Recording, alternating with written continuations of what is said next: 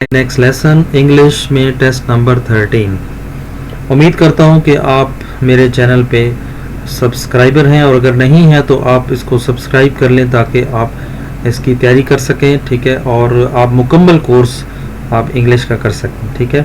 इस तरह आप आर्मी नेवी एयर फोर्स में आप अगर भर्ती होना चाहते हैं तो आप मुकम्मल तौर पर यहाँ पे टेस्ट देख सकते हैं। हमारे पूरा कोर्स ख़त्म करें, पूरी वीडियोस देखें, तो मैं ये दावे से कहता हूँ कि आप कभी भी फेल नहीं होंगे, इंशाल्लाह आप पास होंगे। और उम्मीद करता हूँ कि आपको ये वीडियो जो है वो समझ आएगी और आपको अच्छी लगेगी। तो स्टार्ट करते हैं। हमारा पहला सवाल है ही जंप्ड। तो जब भी आप कोई भी बंदा बाहर से जंप करता है तो वो हम यूज़ करते हैं प्रेपोजिशन इनटू, ठीक है। तो ये यूज़ ऑफ प्रेपोजिशन है, इसमें ये आपने ख्याल करना है कि प्रेपोजिशन आते हैं असलम हाइड हिमसेल्फ, ठीक है, और कहाँ पे अंडर द टेबल, ठीक है। तो यहाँ पे अंडर जो है वो प्रेपोजिशन आएगा। Plural of the word wolf, और अक्सर जो जिसके आखिर में एफ वो जमा बनाते हैं जब इसको, तो हम वी एस से रिप्लेस कर देते हैं, तो वुल्फ्स इसकी जमा होगी, ठीक है। तो व्यूअर्स, इससे आपको ये भी पता चला कि आपके जो टेस्ट होते हैं एयरमैन के, सेलर्स के, उसमें वाहिद जमा भी पूछे जाते हैं जिसको हम सिंगुलर और प्लूरल भी कहते हैं, ठीक है। Meaning of the word, next जो है वो मीनिंग। ये सवाल दो तीन तरीकों से आता है। लाइक वो कहते हैं कि what is meaning of the word, like what is similar word of the meaning of the word, ठीक है, what is the similar of this word, या आप कह सकते हैं कि सिनोनिम ऑफ द वर्ड, ठीक है। तो ये एक ही बातें हैं सारी। तो इसका जो रिलैक्स्ड, कैजुअल कहते हैं रिलैक्स्ड, ठीक है, जो काम में इंटरेस्ट नहीं लेता तो जाहिर है वो बंदा रिलैक्स ही होता है, इसलिए उसे कोई इंटरेस्ट नहीं होती। एंटोनिम कहते हैं उल्ट। इसे हम ये भी कह सकते हैं कि अपोजिट ऑफ द वर्ड, ठीक है, या डिसिमिलर ऑफ द वर्ड्स। तो इस किस्म के लफ्ज़ अगर आ जाए तो एक ही बात है।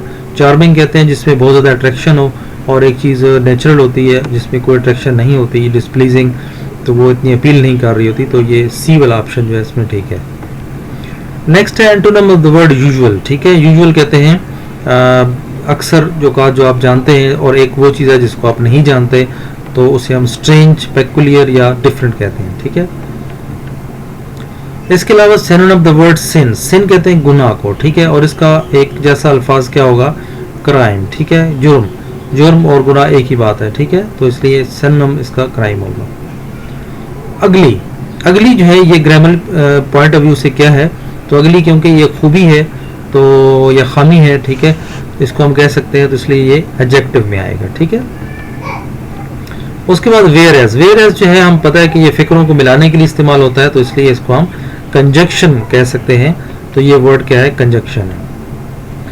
उसके बाद what do we call the word alas, alas जो है अक्सर अलास, ब्रेवो, ठीक है, उसके बाद ओह, आह, ये तमाम लफ्ज हैं जिसके आगे साइन ऑफ एक्सक्लेमेशन लगा होता है, उसको हम कहते हैं इंटरजेक्शन।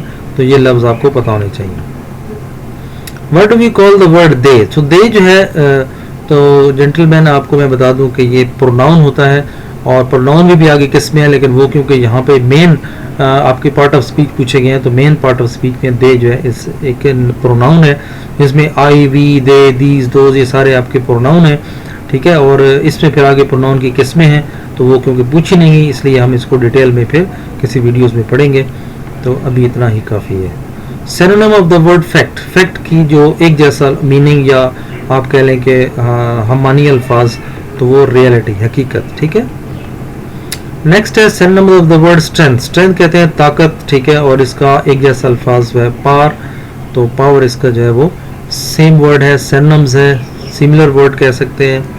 व्हाट इज द, जो है इंग्लिश ग्रामर में हम इसको आर्टिकल कहते हैं, और अगर मजीद इसकी टाइप्स पूछी जाए तो ये इनडेफिनेट है या डेफिनेट आर्टिकल है, तो वो फिर यहाँ पे मेंशन होगा और उसके मुताबिक आपने जवाब देना होगा, वो फिर आपको मैं बता दूंगा नेक्स्ट इसी सवाल में इसका जवाब आ जाएगा। देखिए, what do we call the word I, we in the sentence as per point of view, grammar point of view.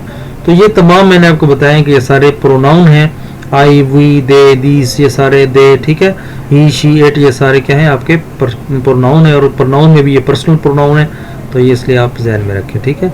तो इसमें ये प्रोनाउन का आंसर आपका ठीक है। नेक्स्ट है हमारा अकोमोडेशन। तो अकोमोडेशन में स्पेलिंग्स करेक्शंस के भी सवाल होते हैं। इसमें आपने देखना है कि कौन सा स्पेलिंग आपका ठीक है अकोमोडेशन का, तो इसको याद कर लें। ये सी आंसर जो है ये आपका राइट आंसर है, ACCOMMODATION। इसको हमने कन्वर्ट करना है पैसिव वॉइस में। तो जब भी आप देखें कि फिक्रा आपका कंटिन्यूस फिक्रा है तो उसमें बीइंग का इजाफा होगा। ऑब्जेक्ट से पहले आपने बाई का इजाफा करना है, सब्जेक्ट को ऑब्जेक्ट बना देना है, ऑब्जेक्ट को आपने सब्जेक्ट बना देना है। तो उसके बाद हेल्पिंग वर्ब एज पर जो टेंस है वो आप यूज़ करेंगे। तो ये क्या आएगा, my friend is being visited by me, ठीक है। और वर्ब की हमेशा थर्ड फॉर्म लगाते हैं। तो ये कुछ ऐसी बातें हैं जो इंशाल्लाह हम डायरेक्ट एंड में या पैसिव वॉइस में भी हम सारी चीज़ें पढ़ेंगे। Choose the correct sentence in the following, let it to be done, let it be done, ठीक है। तो ये इसका करेक्ट आंसर है, यानी ग्रामेटिकल पॉइंट ऑफ व्यू से या आपका बेहतरीन जो ग्रामर के लिहाज से देखा जाए तो आपका बी ऑप्शन जो है वो ठीक है। नेक्स्ट है, इसमें भी हमने चूज करना है, तो इसमें सी आंसर जो है ये आपका ठीक है, what is the time by your watch, ठीक है।